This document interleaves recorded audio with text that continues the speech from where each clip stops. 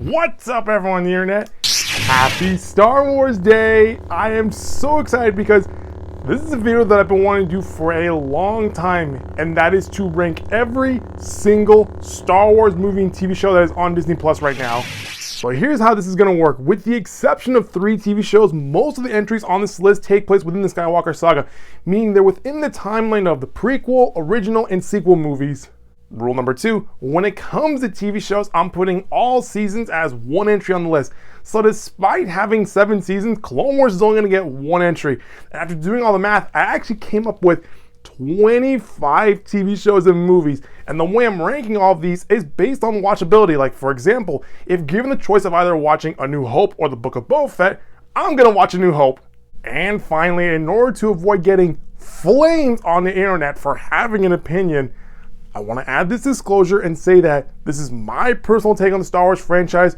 Your top 25 list will probably look way different from mine, so take that with a grain of salt. With that being said, let's begin. At number 25, we've got Young Jedi Adventures, and I'm going to be really quick about this. The only reason why I have this show on my list is mainly because it's the only TV show so far that is set within the High Republic era, which I am so excited for.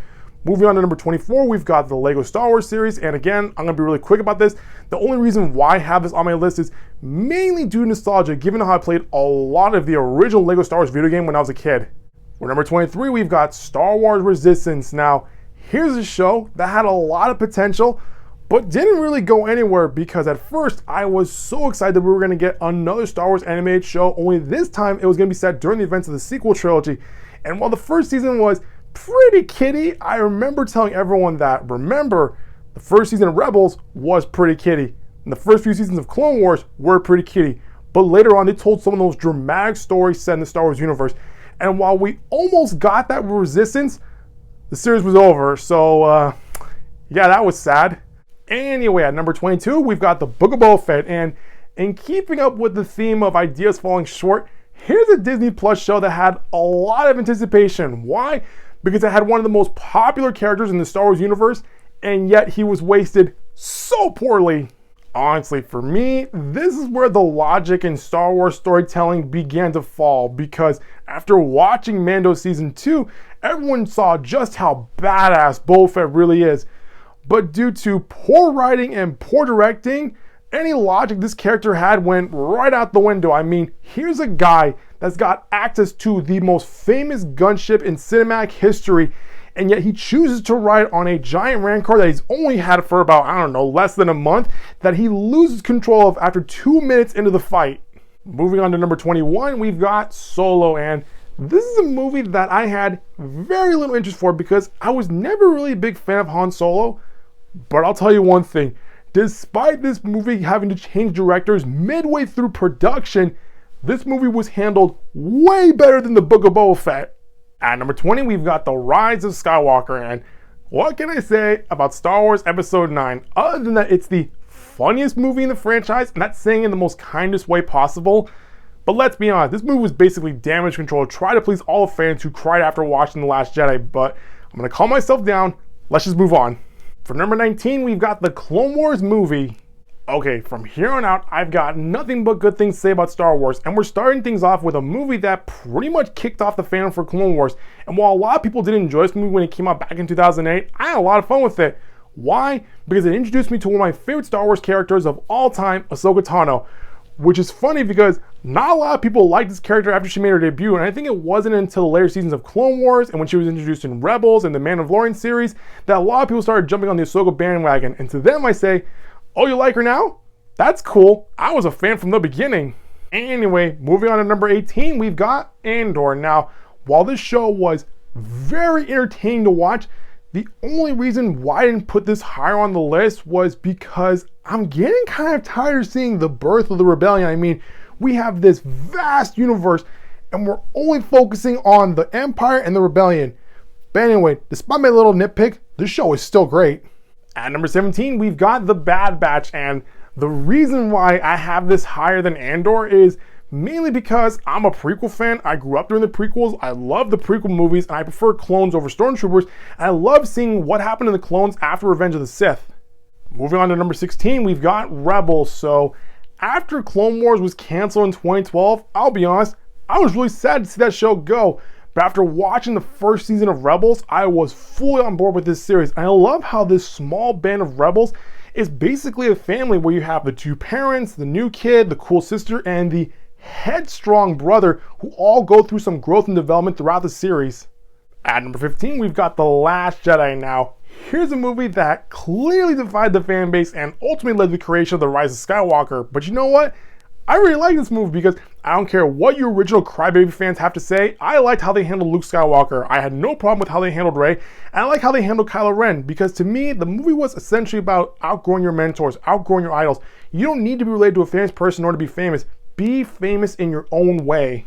So, with that being said, let's wrap up the sequel trilogy at number 14 with The Force Awakens. And the reason why I think this movie is probably the best one of the entire new trilogy is because it had some of the magic that made us all fall in love with Star Wars. I mean, we had stormtroopers, lightsabers, space battles, and after a period of having no Star Wars movies, it was so nice to jump back into a galaxy far, far away.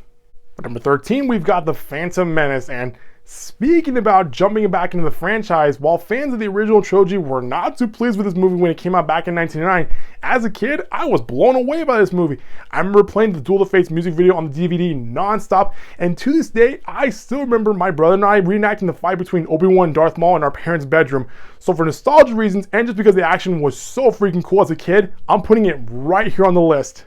At number 12, we've got Tales of the Jedi, which really caught me by surprise because while half of it focused on Ahsoka, the other half focused on Dooku's fall to the dark side, which almost felt like a Saruman story because you have this character who was once good, but once things were starting to get bad, he really thought he was doing the right thing by turning towards evil, which ultimately leads to his downfall. And that makes episode 2 all the more better after seeing the relationship he had with the Jedi and with Qui-Gon. With that being said, we now move on to number 11 with Attack of the Clones, and the reason why I have it here on the list is mainly because Tales of the Jedi, but also because there were a lot of cool moments that blew my mind as a kid. I mean, you have Obi-Wan versus Jango Fett, you got the Coliseum fight with all the Jedi, you got Anakin and Obi-Wan versus Dooku, and then you got Yoda versus Dooku. So, as a kid growing up in the 2000s, this movie was freaking awesome. And with that being said, we now enter the top 10. To start things off, at number 10, we have this little show called The Mandalorian. So this TV show practically blew up the world because while a lot of people like Jedi and Rebels, there's a lot of people out there who have a huge fandom for Mandalorians, and boy does this show deliver. But the real reason why this show took off was because of a little green guy called Baby Yoda, and holy crap, never before have I seen a character spread across the internet like wildfire, because anybody who was not a diehard fan instantly fell in love with that character and was hooked onto the show. Now, the reason why I have it number 10 is because well, I really loved season 1, season 2. Season 3 was kind of a letdown, so for that, I'm going to put it at number 10. Moving on to number 9, we've got Return of the Jedi. Now, to some fans, they consider this film to be the best Star Wars movie ever made, and I can't blame them. I mean, you got Luke Skywalker completing his hero's journey, and you have the redemption of Darth Vader. But for whatever reason, there really isn't much for me anyway to put it higher on the list. So, with that being said, I'm just going to keep that at number 9. Okay, don't be mad, but at number 8, I have Obi-Wan on my list. Look, just hear me out. As someone who grew up with the prequels, seeing both Ian McGregor and Hayden Christensen return to Star Wars was like a dream come true. Did this show have problems with the writing? Yeah, but oh my god, seeing Obi-Wan go up against Darth Vader was freaking awesome, and actually this show gave us the most ruthless version we've ever seen of Vader. Speaking of which, at number 7, we've got Ahsoka, and the reasons why I have this so high up on the list is mainly because, 1, after so many years, we finally got to see what happened after the events of Rebels. 2, we get to see the return of one of the greatest Star Wars villains of all time with Grand Admiral Thrawn. And 3, we get some of the best lightsaber fights that we've seen since the prequels. And the icing on the cake is we finally get to see live-action Clone Wars. With that being said, we now move on to number 6 with Rogue One. And going back to what I said about Andor, while I do feel like the potential of Star Wars is kind of being wasted on Rebels and Stormtroopers, I'd be lying if I told you if I said I did not love this movie, because the main reason why I love it so much come from the fact that I'm a huge Halo fan. This movie reminded me a lot like Halo Reach, where you have a group of military characters with their own distinct traits that just keep dropping like flies throughout the story in the hopes of delivering a small glimmer chance of hope that can ultimately save the galaxy.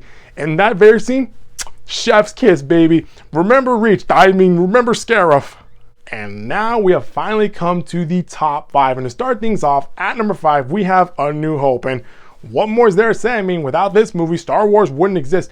But the main reason why I have this so high up on my list mostly comes from my dad, who I love hearing the story of when he saw Star Wars for the first time in 1977. Because at the time, he was mostly into Clint Eastwood and cowboy movies. And hearing him say that he was blown away by Star Wars just brings a smile to my face. On to number 4 with Star Wars The Clone Wars.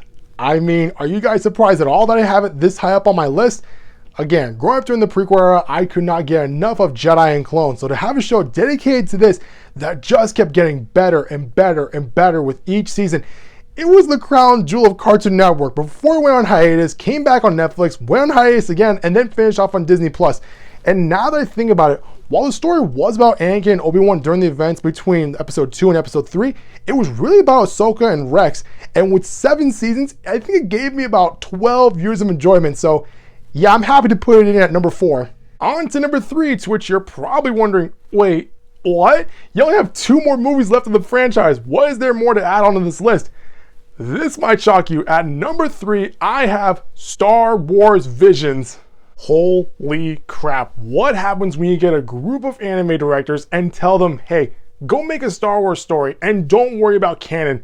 You get probably the best Star Wars animated show of all time. Everything about this show is great. Every episode is different with different stories, different art styles, different animation, and it serves as a great way to get newcomers into anime. Best example, season 1, episode 2, The Twins. Oh my god. I cry every time I watch that episode because it is so freaking awesome. The only reason why I don't put this at number 1 is mainly because each episode in this series is practically a one-off, and I am praying for the day to Disney to pull the trigger and make one of these episodes a full-length series. But before that happens, we now move on to number 2, which was probably the best installment in the entire prequel trilogy, Revenge of the Sith. In my opinion, this is when lightsaber duels were at their peak because every fight in this movie is fantastic. We got Anakin and Obi-Wan versus Dooku. You got Obi-Wan versus General Grievous. The entire Jedi Council versus Palpatine. Palpatine versus Yoda. And finally, watching the battle between Anakin and Obi-Wan was probably the greatest lightsaber duel of all time.